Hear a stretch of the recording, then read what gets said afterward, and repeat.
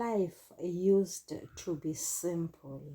We cleaned pots with ash. We migrated to Vim. The point I want to drive home is that ash cleans. That's why when you pour 500 milliliters of Coca-Cola inside your toilet and wait for 20 minutes before you flush, the dirt goes away. Coal, I've been told, is an ingredient of Coca-Cola. Sanibonani balingane mapungu na matshitshi. Igama lami nguSpooky N isiZulu.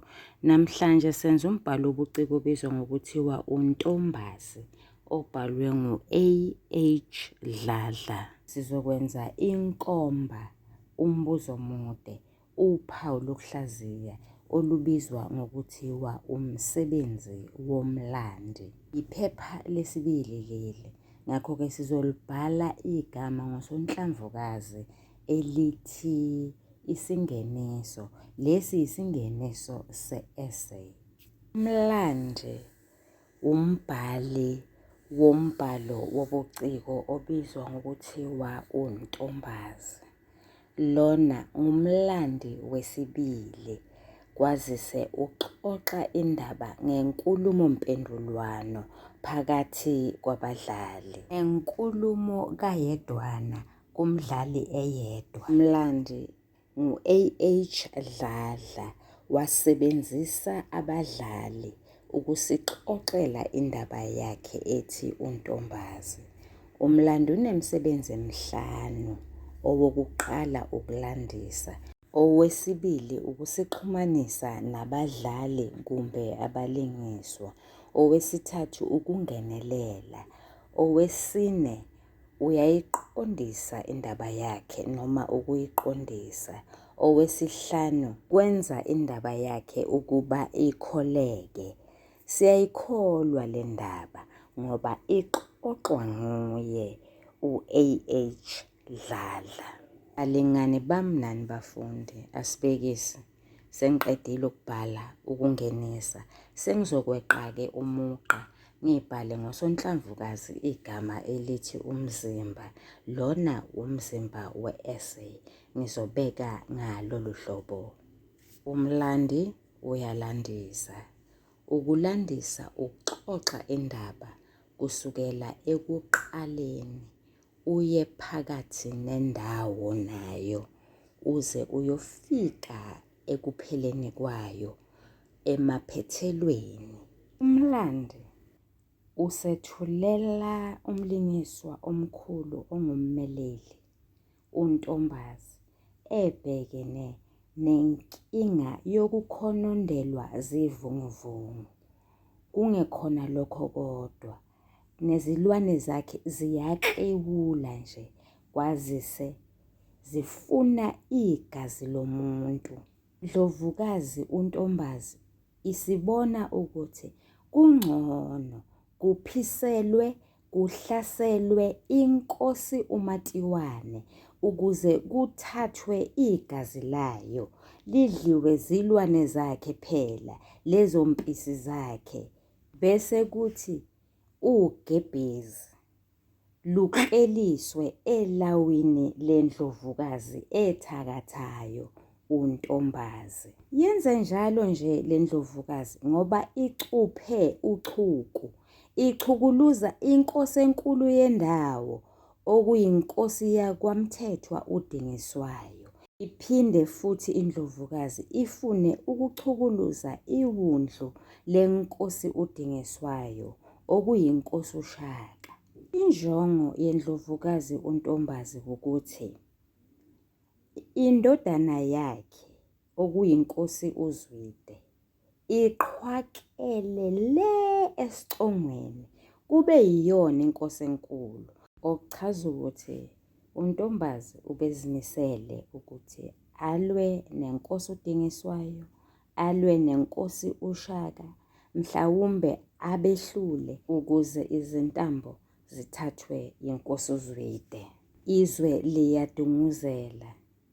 Izinduna zenkosi uDingiswayo, uBhuza noNgomane abaphathekile kahle. Enkosi uShaka ngokunjalo nayo iyadunguzela emoyeni. Bonke bacabanga ngalesi senzo sikaNtombazi sokusoconga uMatiwane ukuthi usithathaphi isibindi esingaka sokweqa umyalelo wenkosi enkulu uDingiswayo wokuba kufanele kube noxolo, akusafanele kuchithwe igazi. Bonke ngamunye ngamunye banikela enkosini uDingiswayo beyoyigqugquzela ukuba ihlasele iphisele esigodlweni sakwaDlovunga kwaZwide. Inkosi enkulu uDingiswayo yala iyaphetha, iphinde ibatshele ngezinhloso zayo zokuba yakhe ubudlelwano ngokuthi iqomise inkosazana yakwaLanga yakwaNdwandwe ogama layo linguNtombazana. Ntombazi ngalena uzimisele ukuba uNtombazana ahambe noNombuso. UNombuso lona umshana wenkosi uDingiswayo. uNtombazi uyalela uNtombazana ukuba aye esigodlweni sasoyengweni kwaMthethwa ayocuya inkosi uDingiswayo. Uzofike athathe izinwele zayo, ubudoda bayo, imvunulo yayo kanye nensila yayo imbala. Lobo buthakathi bayenza inkosi uDingiswayo yaba buthakathaka, kanti nelulwane uBalande nayo laqonda khona oyengweni layomlanda.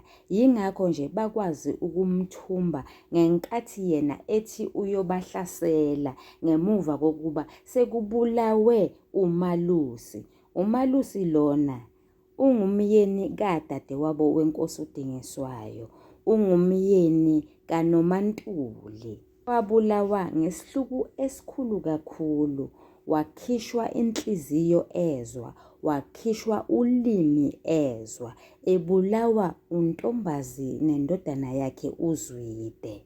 Yazibulala uNtombazana ngenxa yokuthi njengoba inkosi enkulu isithunjiwe, useyabona ukuthi izobulawa, ikhanda layo, ugebhezi lwayo luzothathwa luyokleliswa nezinye ingebhezi elawini likanina. Inkosi uShaka yathukuthela yagana unwabu, isizwile ukuthi uNtombazi usebulele, usesoconge inkosi uDingiswayo. Wathatha wahamba wayohlasela, wabaleka uZwide, washiya unina Dengwane. uNtombazi wabulawa zilwane zakhe. Balingani bami nani bafundi, ake sixoxe nje, ungakubhali lo engizokusho phansi. Uyabona yini ukuthi lo msebenzi womlandi obizwa ngokuthiwa ukulandisa uyafana nse nesakhiwo? Umehluko usekutheni la uthi qaphu qaphu. Umehluko usekutheni la awuzibhali leza ihlokwana ozibhala uma ngabe usuxoxa ngesakhiwo. Yiziphi lezo? Yilezi ezilandelayo. Awukhulumi ngesethulo, awusho ukuthi kunomlingiso semqoka inkinga abhekene nayo, isisusa sodweshu, awusho ukuthi kunesizinda, awusho ukuthi kunomzimba, awusho ukuthi kunokubhebhetheka kodweshu, kunesixakaxaka, kunovuthondaba, awusho lutho. Uvele uxoxe nje kusukela ekuqaleni kwendaba uziyofika ekugcineni. Asibhaleni-ke manje umsebenzi wesibili womlandi. Umlandi usixhumanisa nabalingiswa. Umlingiswa onguNoluju. uNoluju uvezwe njengomlingiswa oyimbuka. Simbona ehlubuka abakubo, ehamba eyokwelekelela izitha. Uhlubuka abakwaNdwandwe. oNtombazi noZwide bacabanga ukuthi uyinhloli yabo, kanti usebenzela inkosi uShaka. Uthatha konke okwenzeka esigodlweni sakwaDlovunga akuhambise njengoba kunjalo ayokwethula enkosini uShaka. UNoluju unikeza isizathu sokuthi kungani elimbuka. Uthi okokuqala, izinyanya zakubo zamtshela ephusheni ukuthi ubukhosi bakwaNdwandwe abubusisekile ngenxa yobuthakathi obukhona. Okwesibili, zamtshela ukuthi inkosi eyobusa wonke umuntu okuyoba yinkosi enkulu yinkosi uShaka uNodumehlezi kaMenzi. Sesiyabona ukuthi kungani uNoluju ehlale ekhohlisa inkosi uZwide. Okokuqala, ufuna ibe novalo, yesabe. Umuntu owesabayo kulula ukuba anqobeke ngoba vele usenamanzi emadolweni.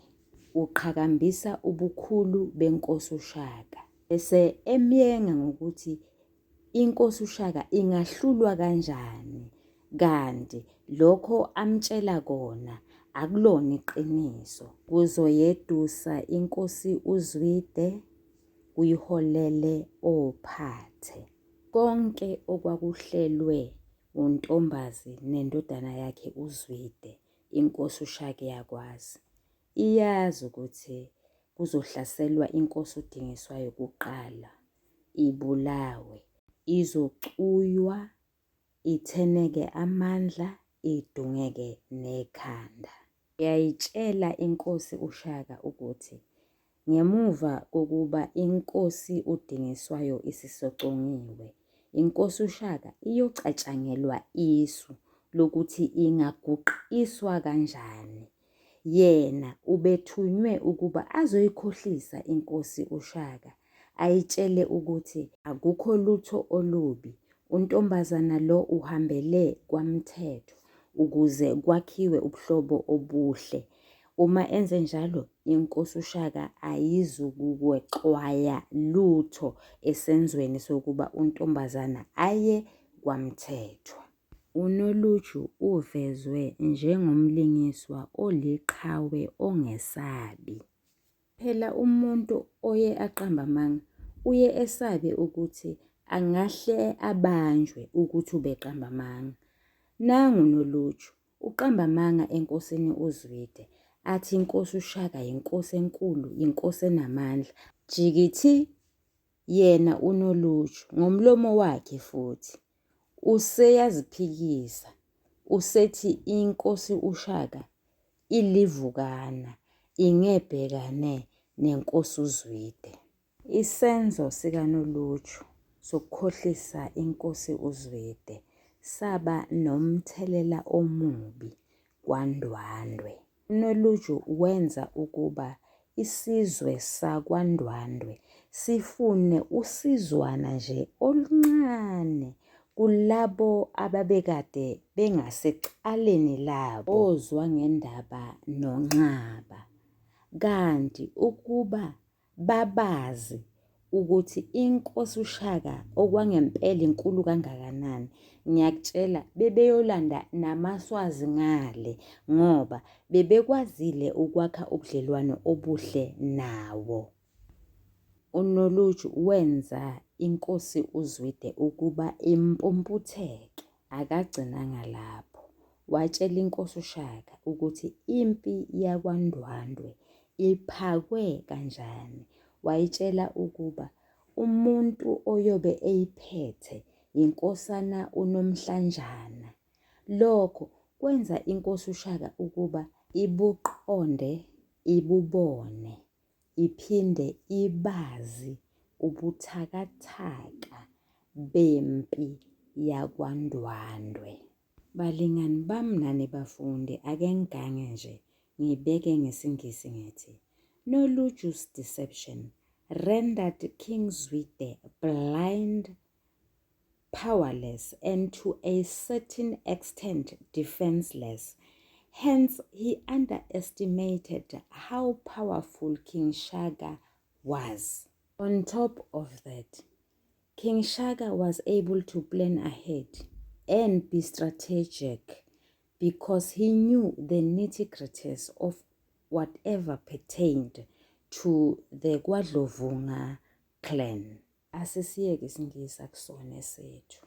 Luju ubambe iqhaza ekuthuthukiseni indaba. Kwazise ungumlingiswa omncane kodwa obalulekile. UNoluju uvezwe ngegama lakhe. Inkosi uShaka yayimbiza ngokuthi uyingede. Ingede yinyoni. Iphinde ibizwe ngokuthiwa iyinhlava ngoba lena inyoni ebizelayo. Ibizela abafana abafuna izinyosi. Ibakhombisa ukuthi izinyosi zingaphi. Yabona nje abafana balusayo bayayithanda le nyoni futhi bayayazi ngoba isobakhombisa ukuthi uju lungakuphi. Kungani-ke inkosi uShaka imbiza ngokuthi uyingede? Yingoba uyayixaka ayinikeze uju lwezindaba ezimnandi, izindaba zobuthakathaka nobuthakathi bakwaNdwandwe. Ngempela uNoluju uvezwe ngegama lakhe. Kwazise inkosi uShaka imbiza ngompe, umpe, uketshezi olumnandi noma uju oluphuma emakhekhebeni ezinyosi. Ngathi sengiyalubona nje loluju. Lingani bami nani bafundi, asiphumeni kancane kulokhu. Uma kuthiwa umlandi usixhumanisa nabalingiswa, lokhu kuthinta ukuvezwa kwabalingiswa. Okuhle-ke ukuthi uyazikhethela wena ukuthi ufuna ukuxoxa ngobani. Uma ngabe ufuna ukuxoxa ngenkosi uShaka, uya kule video ekhuluma ngenkosi uShaka. Uma ngabe ufuna ukuxoxa ngoNtombazi kanye nenkosi uDingiswayo, ikhona ividiyo emayelana nalokho. Sizothatha umsebenzi wesithathu. Umlandi uyayiqondisa indaba yakhe. Usethulela isivinini somdlalo ngokuxoxa ngezinto ezimbili. Okokuqala, inani labadlali. Okwesibili, izinto eziphathekayo. Ngabe isivinini salo mdlalo siyashesha noma siyanensa? Ake siphenduleni-ke. Isivinini salo mdlalo siyanensa. Indaba yethu iba yinde kakhulu uma ngabe umlandi engathanda ukuba idlaleke enkundleni yokudlalela. Lokho kungenza ukuba kube nzima kakhulu ngenxa yokuthi abadlali baningi kakhulu. Kukhona amabutho kunezimpi. Akulwi amabutho amabili kuphela ngesikhathi esisodwa. Kulwa izindimbane zabantu, izinkulungwane nezinkulungwane. Ngakho-ke labo bantu labo bangakwazi yini ukuba bathathwe babekwe enkundleni yokudlalela? Cha. Bonelo, ngenkathi kuyohlaselwa abakwaNdwandwe, inkosi uDingiswayo yaphuma namabutho alandelayo: uNyelezi, izichwe, uYengondlovu noNyakeni. Kwesibili, lo mdlalo awunazo izinto eziphathekayo. Ngakho-ke kwenza isivinini sawo sinense kakhulu, okungalukhuni ukuba umlandi akwazi ukuyiqondisa. Le ndaba yethu le yinde ngokweqile. Kungalukhuni ukuba idlaleke enkundleni yokudlalela. Ziyini izinto eziphathekayo? Yilokho esingakwazi ukukulingisa uma ngabe umdlalo udlalwa enkundleni yokudlalela, njengokukhala kwemoto. Akusho ukuthi siyothatha imoto siye nayo enkundleni yokudlalela, kodwa singawenza umsindo. Abantu ababukelayo, izethameli zethu zikwazi ukubona ukuthi la sesikhuluma ngemoto. La azikho izinto ezinjengalezo. Ngakho-ke umdlalo wethu mude. Kuwuqondisa kungathatha isikhathi eside. Umsebenzi wesine, umlandi uyangenelela. Uma umlandi engenelela, usebenzisa imiyalezo yokwenzeka enkundleni yokudlalela. Ake siboneke, sibona ngani ukuthi lokhu kuyimiyalezo yokwenzeka enkundleni yokudlalela? Sibona ngezinto ezimbili. Okokuqala, ngamagama abhalwe ngefonti ehlukile, le fonti ebizwa ngokuthiwa ingumalitsheku. Okwesibili, sibona amagama afakwe kubakaki. Amagama abhalwe ngefonti ehlukile afakwa kubakaki, okuchaza ukuthi imiyalezo yokwenzeka enkundleni yokudlalela, okuchaza ukuthi umlandi uyangenelela, ethula isizinda.